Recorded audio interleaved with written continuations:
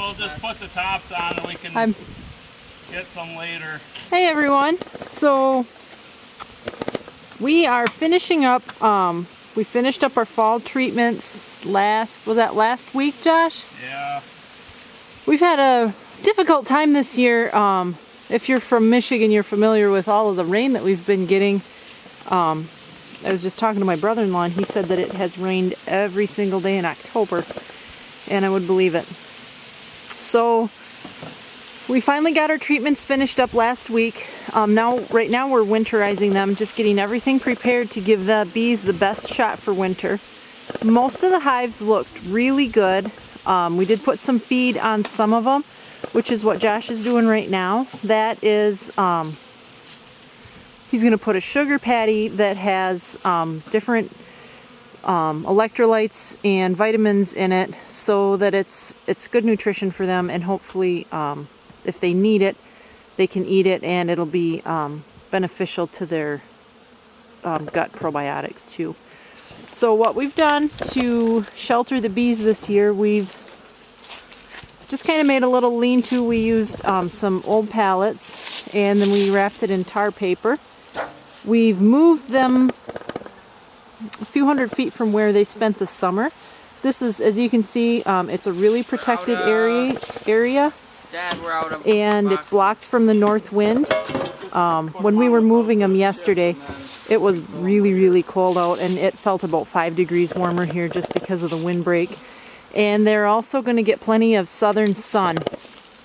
So we think that this is a really good spot for them. We're going to put a roof over this shelter too.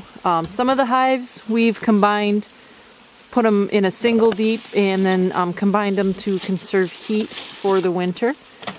Some of them are really looking very, very good.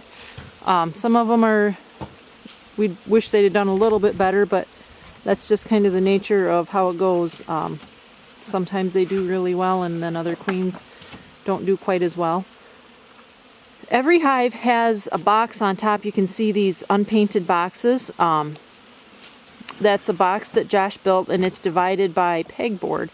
And on the top of that box is cedar wood shavings. And the reason that we put those on the top is it helps to insulate the bees, and it also acts as kind of a condensation catcher. So bees like to keep their hive around 90 degrees. And obviously when the outside air is quite a bit colder than that, you're going to run into some condensation. With the wood chips on top like that, it's a really good way. The wood chips can absorb a lot of moisture so that you don't end up with condensation in your hive, because that'll kill a hive really quickly. If they get water dripped on them in the winter, they'll freeze. So we're just getting them everything that we could do to get them ready for winter, we're doing. And we're really pleased with how most of the hives are looking.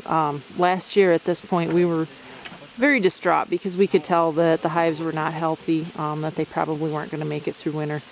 But barring any really terrible circumstances, I think we're going to pull through this winter much, much better. We're hoping that we do really well. It couldn't get much worse. Well, right, it couldn't get any worse. We lost all of our hives last year. So that was the first time that that's ever happened, that we've lost all of our hives. So right now what Josh is doing is, these are two, well, that's one of the weaker hives, and we force them down into a single deep. That helps them conserve heat and resources. When there's not a lot of bees in a hive, it's just kind of harder for them to maintain 2 deep boxes. Most of these hives here have the top deep box at least partially full of honey. Some of them are completely full. But there's a couple hives that, some of them were the late swarms that we got from August. One of them is Queen Sally. She's still over in the buffalo pen. And Queen Sally's been kind of a stinker for us this year.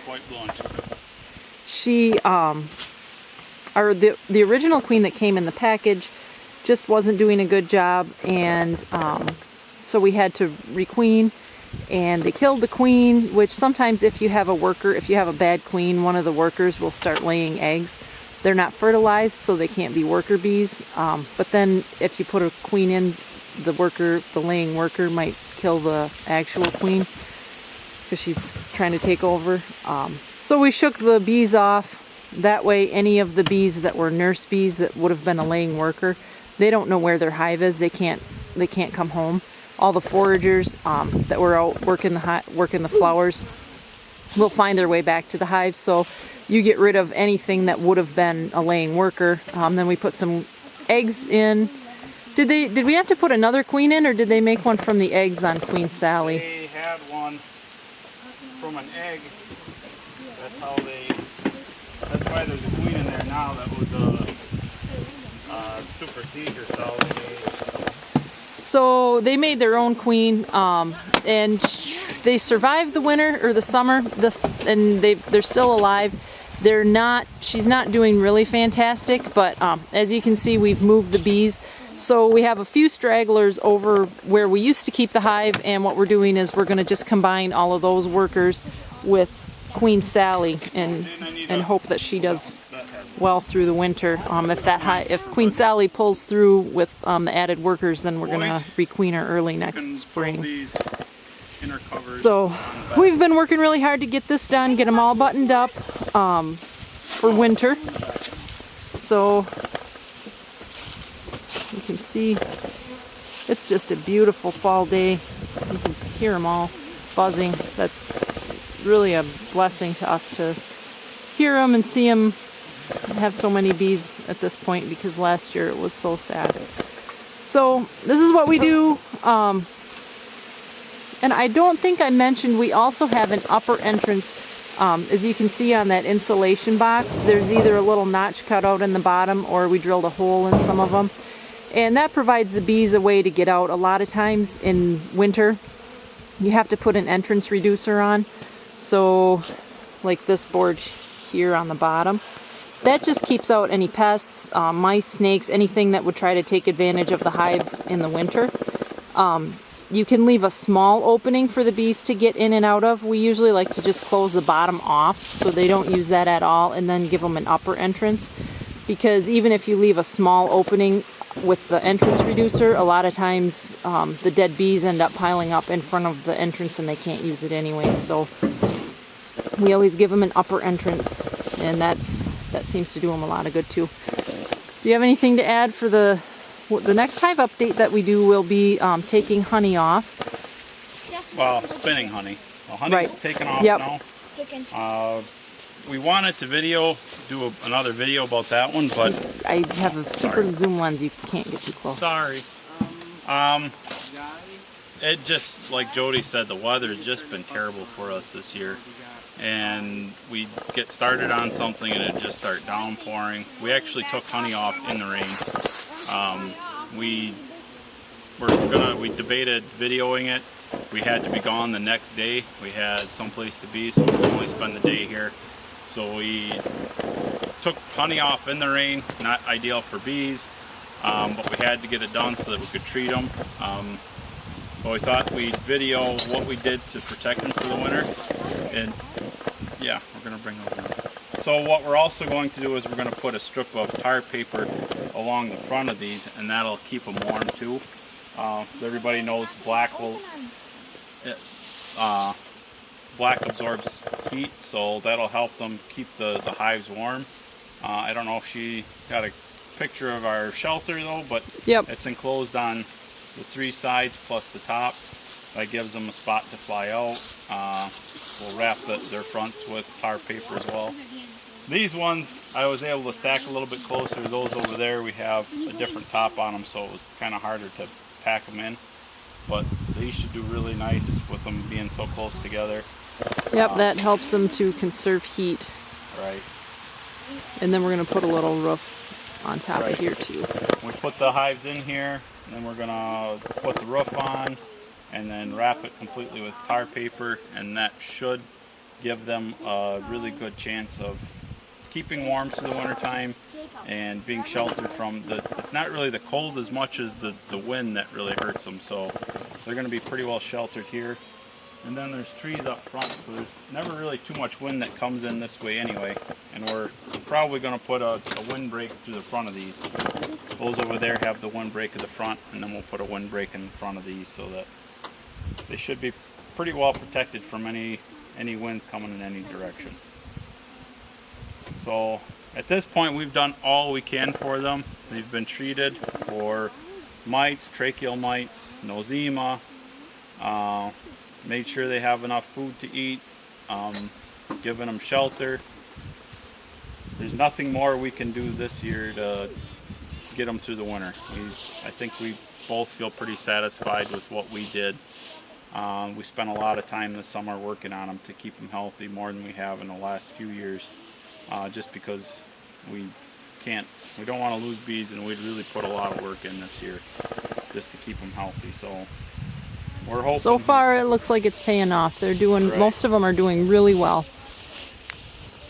Really wore us out because we were back and forth a lot, and the weather never worked in our favor too well. We put on a lot of miles this year, just coming up here to try to get them healthy. Would have been nice if we could have just done it all in one shot, but it just never worked out that way. But I feel happy with what we have. I think we'll have quite a few of these pull through. I know there's going to be some that are going to struggle, but I think for the most part, Right. most of them are If gonna you do really well. watch our Facebook page, you saw that we took some swarms. That was late July or early August, and that's a really uphill battle for the bees to be able to survive starting from scratch at that point. So we're hoping that they pull through. They're looking really good, and like Josh said, we did everything in our power to give them the best start that they could have. So we feel pretty confident that we did our part. Right. And there was just a couple, Jody mentioned Queen Sally, there's a couple other ones that just fought us every step of the way. Queen Gale was another one.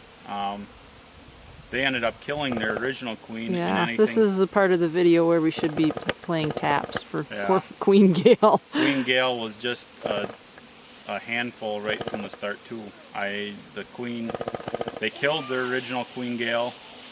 Well, actually, Queen Gale at home was dead, so we renamed another one up here, and it was a really strong hive at first, and then just took a nosedive. They killed their queen. We put a new queen in there. They killed that one.